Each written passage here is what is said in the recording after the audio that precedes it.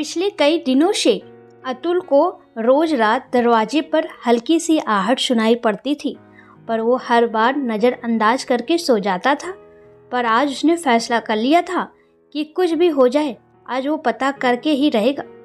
रात के 12 बजे दरवाजे पर फिर हल्की आहट की आवाज़ से अतुल उठकर कमरे से बाहर जाता है। हॉल से होते हुए रसोई में जाता है, वहाँ भी कोई नहीं था।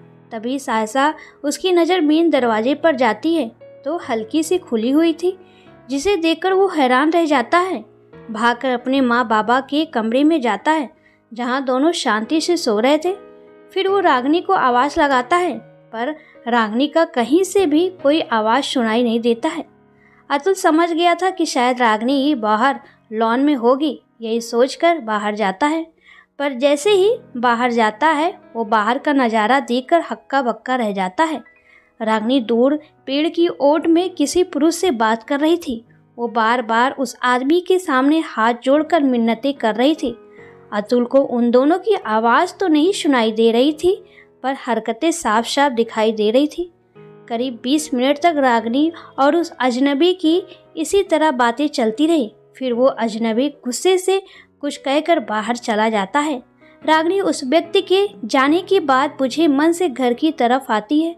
रागिनी को अंदर की तरफ आते देख अतुल भागकर अपने कमरे में जाकर सो जाता है, ताकि रागिनी को अतुल पर कुछ शंका ना हो। काफ़ी देर बिस्तर पर करवटें बदलने के बाद रागिनी को गहरी नींद आ जाती है, पर अतुल अभी भी जाग रहा था और सोच रहा था कि ऐसी क्या मजबूरी है रागिनी की जो वो अपने पति से साझा नहीं कर सकती थी। और वो आदमी आखिर था कौन, क्या कह रहा था, क्या राज है इन सब के पीछे।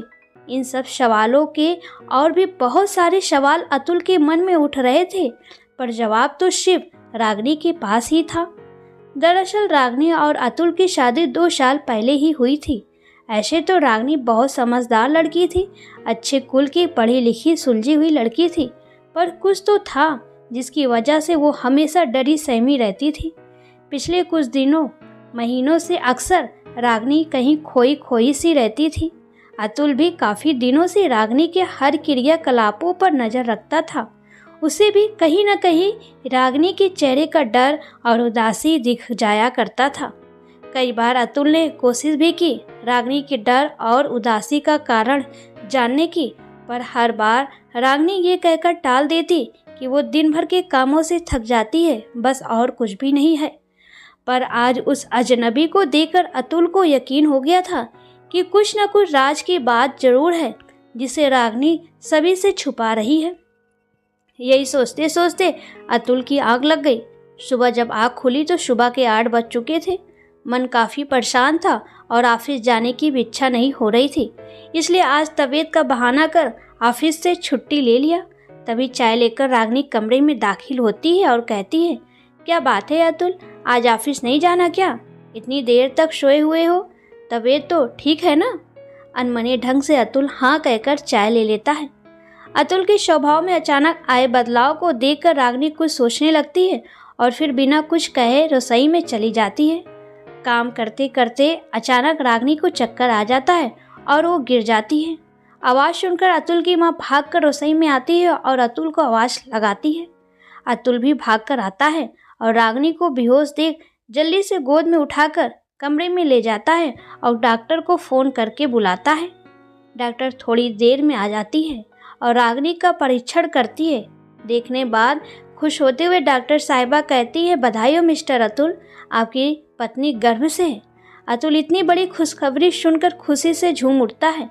रागिनी को जब पता चलता है कि वह माँ बनने वाली है तो उसकी खुशी का ठिकाना नहीं रहा था, पर अचानक फिर से उसके चेहरे पर एक डर दिखने लगा, जिसे अतुल भांप लेता है। मन की बेचैनी बढ़ती जा रही थी और अतुल मौके की तलाश में था कि कब एकांत मिले और वो रागिनी से उसकी डर का कारण पूछे। कुछ घंटों के आराम के बाद रागिनी रसोई में उठकर जाने लगती है। तभी अतुल उसके हाथ को पकड़कर बिस्तर पर बैठा देता है और फिर प्यार और विश्वास के साथ रागिनी की हथेली अपनी हथेली में लेते हुए कहता है, रागिनी क्या बात है, तुम खुश नहीं हुई इतनी बड़ी खुशखबरी सुनकर भी? तुम्हें तो छोटे बच्चे बहुत पसंद है ना, फिर तुम्हारे चेहरे पर ये मायूसी क्यों? क्या बात है रागिनी, प्लीज़ बताओ ना, शायद मैं तुम्हारी कुछ मदद कर पाऊँ। अतुल की बातें सुन रागिनी खुद को रोक नहीं पाई और फूट फूट कर रोने लगी। अतुल रागिनी को बाहों में समेटते हुए आंखों से आंसू पोंछता है और फिर एक बार विश्वास दिलाता है कि वो उसके साथ है और बेहिचक अपने दिल की बात बता सकती है। रागिनी अतुल के भरोसे को जीत चुकी थी, इसलिए वो आज कुछ भी नहीं छुपाना चाहती थी। फिर रागिनी अपने अतीत में हुए गलती को अतुल के सामने रखती है। बात उन दिनों की थी जब रागिनी अपने आगे की उच्च शिक्षा प्राप्त करने के लिए अपने शहर से दिल्ली गई थी। वहीं उसकी मुलाकात ऋषि से होती है, बड़े बाप का बिगड़ा हुआ बेटा। रागिनी की सुंदरता ऋषि को बेचैन करती थी। ऋषि भी शुरू में बहुत सीधा साधा लड़का बनकर खुद को रागिनी के सामने प्रस्तुत करता था, जिससे रागिनी के दिल में भी ऋषि के लिए प्रेम पनपने लगा था। पढ़ाई के अंतिम साल सभी दोस्तों ने एक छोटी सी पार्टी रखी। इसी दौरान किसी ने रागिनी के सॉफ्ट ड्रिंक में नशीला दवा मिला दिया और वो पी लेती है। कुछ देर में रागिनी के ऊपर नशा का असर दिखने लगा और वो बिल्कुल बेसुध होकर गिरने लगती है कि तभी ऋषि आकर अपनी बाहों में थाम लेता है। उसके बाद उसे कुछ याद नहीं रहता कि आगे क्या हुआ। जब अगली सुबह रागिनी की आंखें खुली तो वो ऋषि के कमरे में खुद को देखी, जहाँ ऋषि वहीं सोफा पर सोया हुआ था। मैंने जब खुद को देखा तो मैं अपने आपे में नहीं रही और ऋषि को जाकर सोए में ही एक थप्पड़ जड़ दिया। वो हड़बड़ा कर उठता है और कहता है, पागल हो गई हो क्या? क्यों मारा तूने मुझे? एक तो मदद करो और ऊपर से झापड़ भी खाओ। ये कौन सा अदा है शुक्रिया करने का? बंद करो अपनी ये बकवास। तुम्हारी हिम्मत कैसे हुई मुझे यहाँ लाने की और मुझे छूने की? शर्म नहीं आती तुम्हें ऐसी हरकत करते हुए? मेरी जिंदगी बर्बाद कर दिया तूने। अब दुनिया को अपना मुंह कैसे दिखाऊंगी? कहते कहते रागिनी जोर जोर से रोने लगती है। ऋषि कुछ कहने ही वाला था कि बाथरूम से रागिनी की सहेली निधि बाहर आती है, जिसे देखकर रागिनी कहती है, निधि तुम भी यहाँ?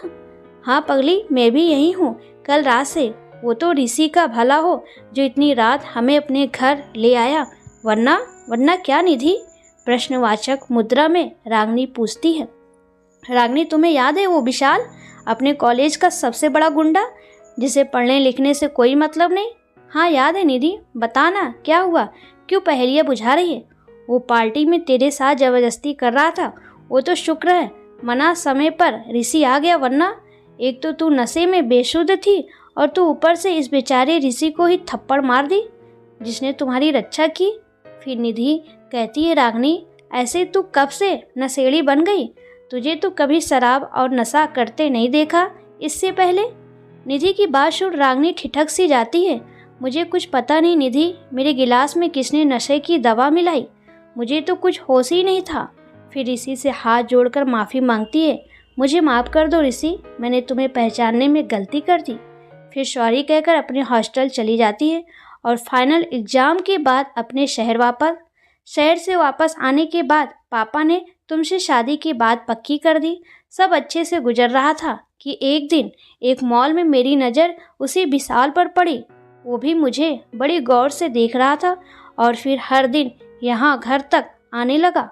एक दिन जब घर पर कोई नहीं था तो वो दरवाजे की घंटी बजाया। मैंने जब दरवाज़ा खोला तो विशाल सामने खड़ा था। मैं उसे देखकर थोड़ी घबराई, फिर उससे पूछा, क्यों मेरे पीछे पड़े हो? तब उसने उसी पार्टी की रात की कुछ तस्वीरें दिखाई जिसमें मैं और वो था। उस तस्वीर को दिखाकर उसने ब्लैकमेल करने लगा, कहने लगा मुझे पैसे दो वरना इस तस्वीर को तुम्हारे पति को दिखा दूंगा और तुम्हारी पूरी ज़िंदगी तबाह कर दूंगा। मैं डर गई थी अतुल, मैं तुम्हें खोना नहीं चाहती हूँ। मैंने कुछ गलत नहीं किया है अतुल, मैंने कुछ गलत नहीं किया है। तुम्हें मुझ पर विश्वास नहीं है तो निधि से बात करवा देती हूँ तुम्हारी, और यदि उसकी भी बातों पर विश्वास नहीं है तो ऋषि से बात करवा देती हूँ। कहते कहते रागिनी रोने लगती है।